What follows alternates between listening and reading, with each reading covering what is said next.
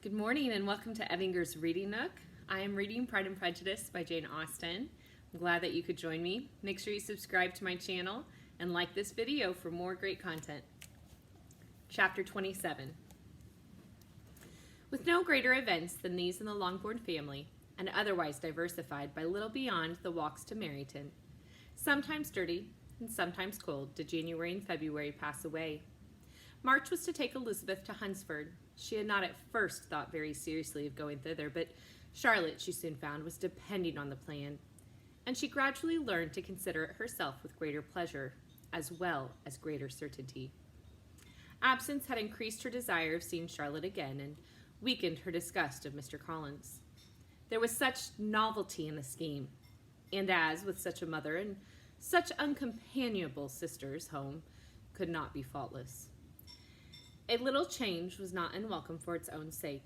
The journey would moreover give her a peep at Jane, and in short, as the time drew near, she would have been very sorry for any delay. Everything, however, went on smoothly, and was finally settled according to Charlotte's first sketch. She was to accompany Sir William and his second daughter. The improvement of spending a night in London was added in time, and the plan became perfect, as plan could be. The only pain was in leaving her father, who would certainly miss her, and who, when it came to the point, so little liked her going that he told her to write to him, and almost promised to answer her letter. The farewell between herself and Mr. Wickham was perfectly friendly, on his side even more.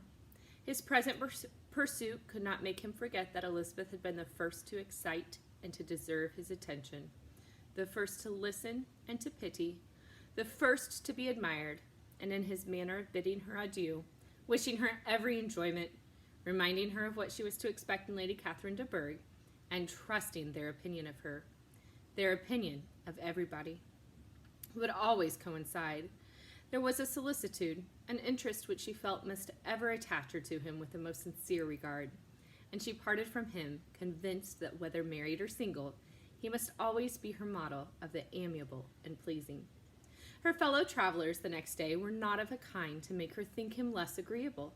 Sir William Lucas and his daughter Maria, a good-humored girl, but as empty-headed as himself, had nothing to say that could be worth hearing, and were listened to with about as much delight as the rattle of the chase. Elizabeth loved absurdities, but she had known Sir William's too long. He could tell her nothing new of the wonders of his presentation and knighthood, and his civilities were worn out like his information. It was a journey of only 24 miles, and they began it so early as to be in the Gracechurch Street by noon. As they drove to Mr. Gardner's door, Jane was at a drawing-room window watching their arrival.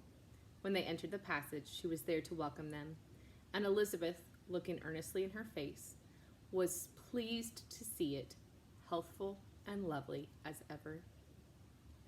On the stairs were a troop of little boys and girls whose eagerness for their cousin's appearance would not allow them to wait in the drawing-room, and whose shyness, as they had not seen her for a 12-month, prevented their coming lower.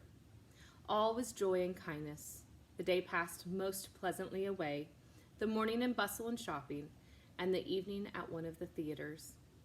Elizabeth then contrived to sit by her aunt. Their first subject was her sister, and she was more grieved than astonished to hear, in reply to her minute inquiries, that though Jane always struggled to support her spirits, there were periods of dejection. It was reasonable, however, to hope that they would not continue long. Mrs. Gardner gave her the particulars also of Miss Bingley's visit in Gracechurch Street, and repeated conversations occurring at different times between Jane and herself, which proved that the former had, from her heart, given up the acquaintance. Mrs. Gardner then rallied her niece on Wickham's desertion, and complimented her on bearing it so well. "But, my dear Elizabeth," she added, "what sort of girl is Miss King? I should be sorry to think our friend mercenary."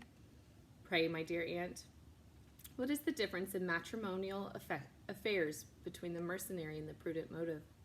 Where does discretion end and avarice begin? Last Christmas you were afraid of his marrying me because it would be imprudent, and now, because he is trying to get a girl with only 10,000 pounds, you want to find out that he is mercenary. If you will only tell me what sort of girl Miss King is, I shall know what to think. She's a very good kind of girl, I believe.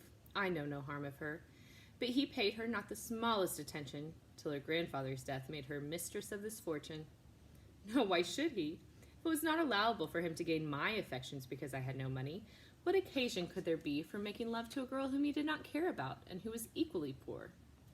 But there seems indelicacy in directing his attentions towards her so soon after this event. A man in distressed circumstances has not time for all those elegant decorums which other people may observe. If she does not object to it, why should we? Her not objecting does not justify him.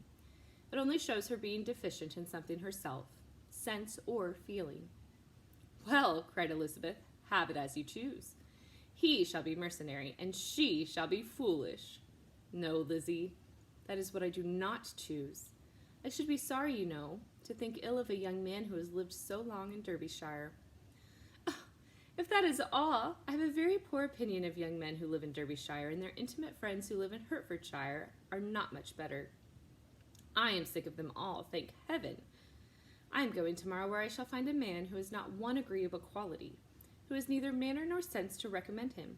Stupid men are the only ones worth knowing, after all. Take care, Lizzie. That speech savors strongly of disappointment. Before they were separated by the conclusion of the play, she had the unexpected happiness of an invitation to accompany her uncle and aunt in a tour of pleasure, which they proposed taking in the summer. We have not quite determined how far it shall carry us, said Mrs. Gardiner, but perhaps to the lakes.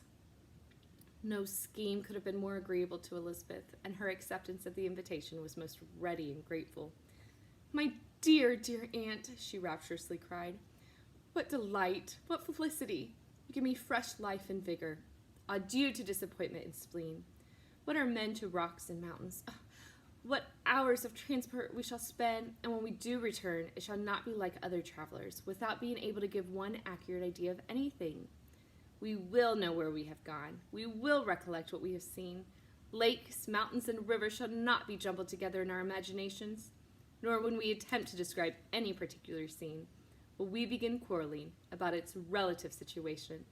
Let our first effusions be less insupportable than those of the generality of travelers.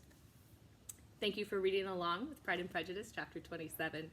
Make sure you subscribe to this channel, Evinger's Reading Nook, and like the video for more content.